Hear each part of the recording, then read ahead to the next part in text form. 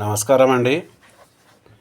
నేను కొన్ని రోజుల క్రితము ఒక ఊరికి వాస్తు చూడడానికని వెళ్తున్నప్పుడు మధ్యలోనే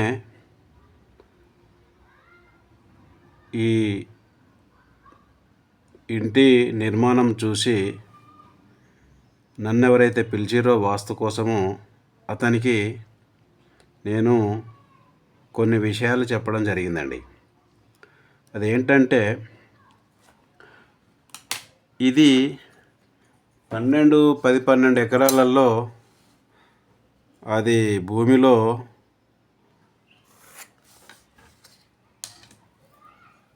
అతను కట్టుకున్న ఇల్లు ఎలా ఉందో చూద్దాం.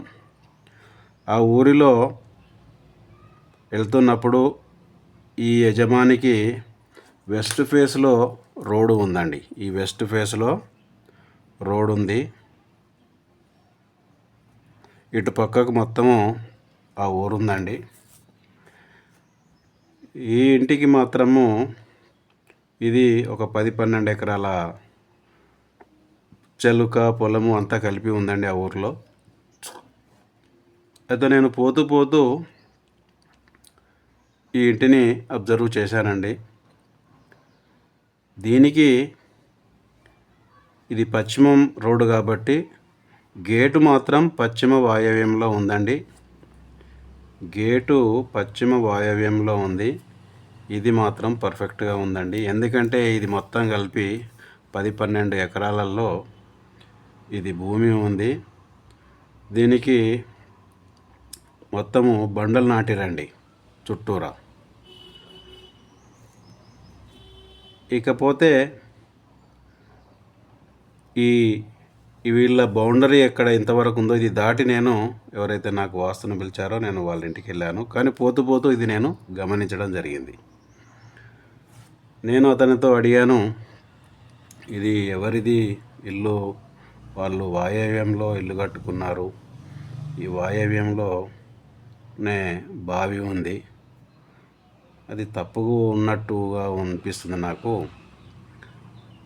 అని చెప్పి ఈ ఇంట్లో వారికి చాలా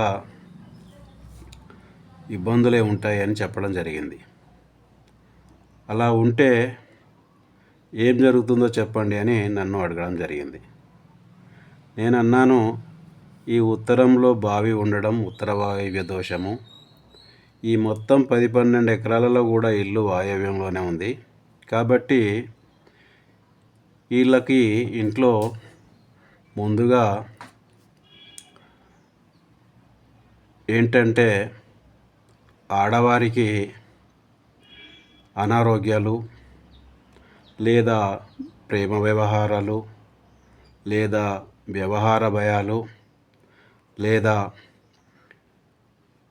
భార్యకు భర్తకు మధ్య ఎప్పుడూ కొట్లాటలు జరగడము, ఆ తర్వాత వీరికి చంచలమైన స్వభావం ఉంటుంది. ఎప్పుడు ఏం చేస్తారో ఏం మాట్లాడతారో కూడా కొద్దిగా ఇబ్బందిగా ఉంటుంది.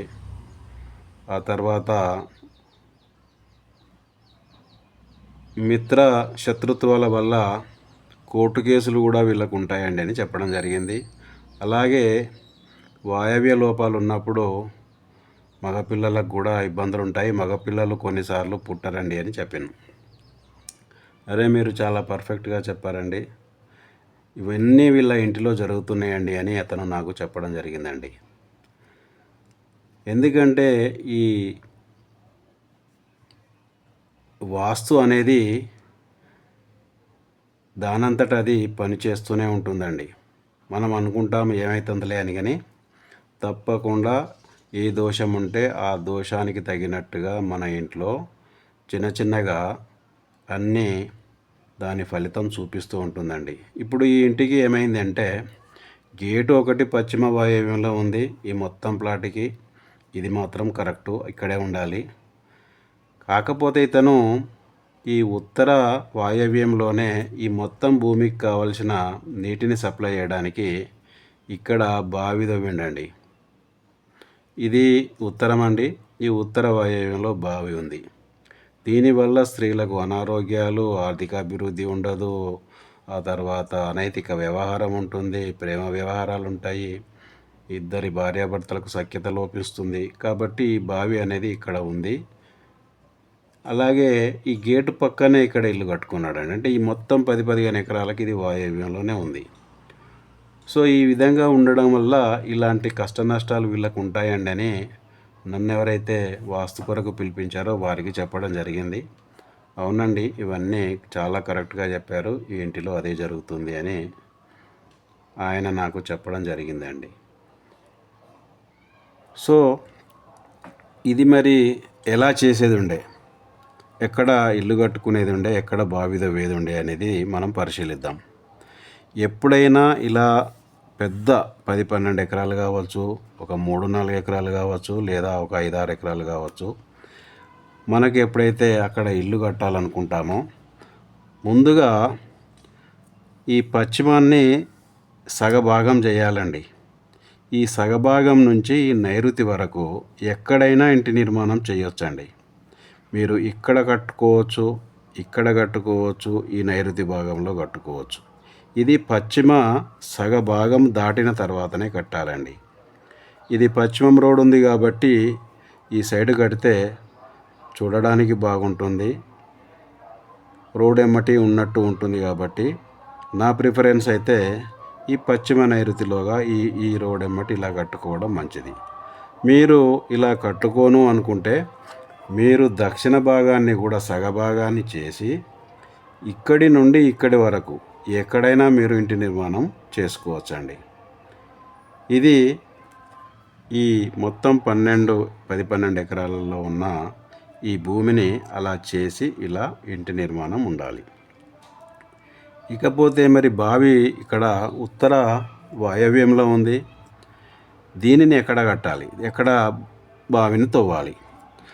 మనకు బావికి నిర్మాణము సరైన స్థలము ఏది అంటే ముందుగా మనము ఉత్తరంలో కానీ ఉత్తర ఈశాన్యం వరకు కానీ మనం బావిని తవ్వుకోవచ్చండి.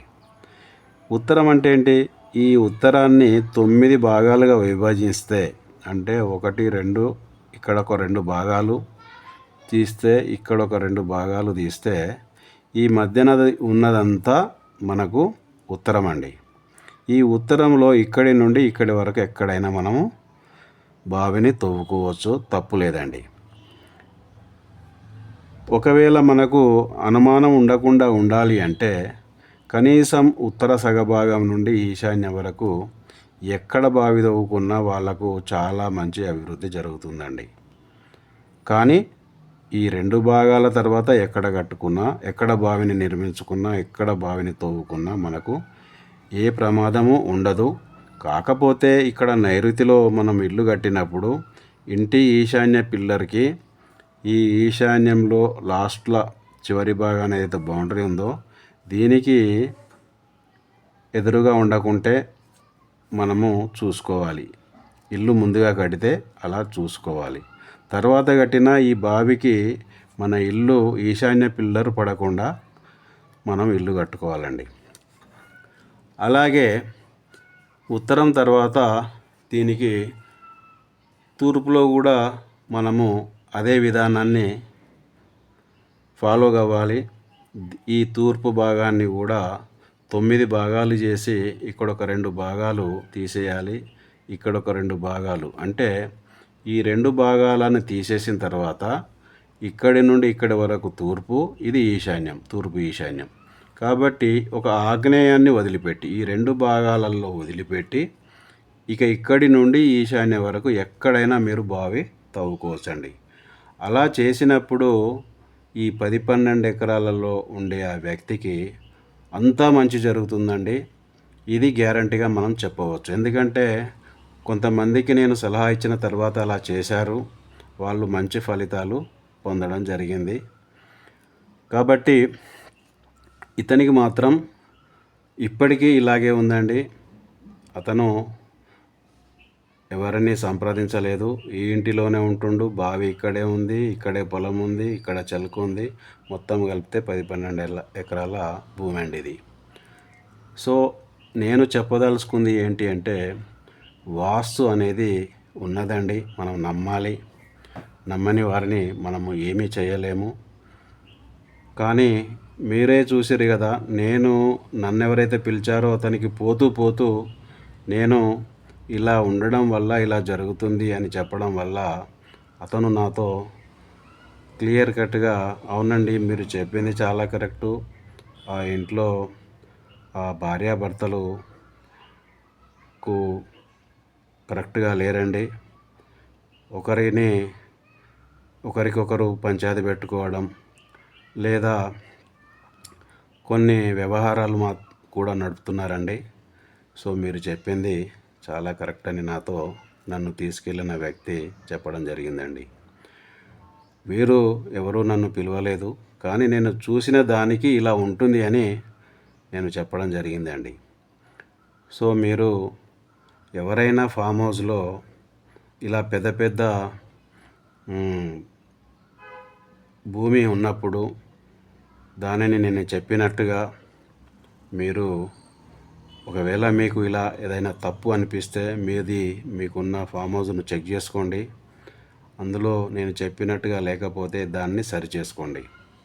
సరిచేయడం అంటే వెస్ట్ భాగాన్ని సగానికి చేసి సగం తర్వాత నైరుతి వరకు ఎక్కడైనా ఇల్లు నిర్మించుకోండి, లేదా దక్షిణ భాగాన్ని కూడా సగభాగం చేసి సగం తర్వాత ఇక్కడి నుండి ఇక్కడి నైరుతి వరకు ఎక్కడైనా ఇంటి నిర్మాణం చేసుకోండి.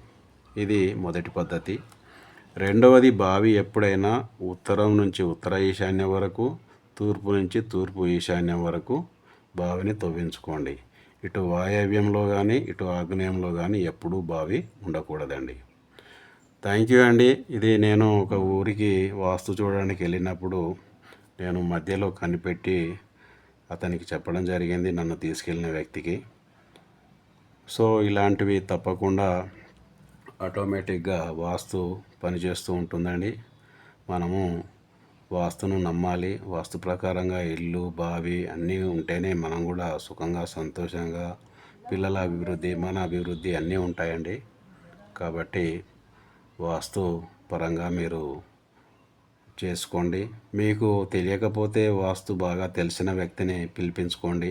మీరు ఎప్పుడైతే ఫామ్ హౌస్లో ఇల్లు కట్టుకోవాలనుకున్నా, బోర్ వేయాలన్నా, బావి తవ్వాలన్నా అతన్ని సంప్రదించిన తర్వాతనే మీరు ఫామ్ హౌస్లో ఇల్లు కానీ, బావి కానీ, బోరింగ్ కానీ వేసుకుంటే బాగుంటుందని నాది ఉద్దేశం. సో నన్ను ఎవరైనా సంప్రదించాలనుకుంటే ఇక్కడ నా నెంబర్ ఉందండి. నా పేరు బిఎన్ రెడ్డి, ఉప్పల్ డిపో దగ్గర ఉంటాను. థ్యాంక్ యూ వెరీ మచ్ అండి.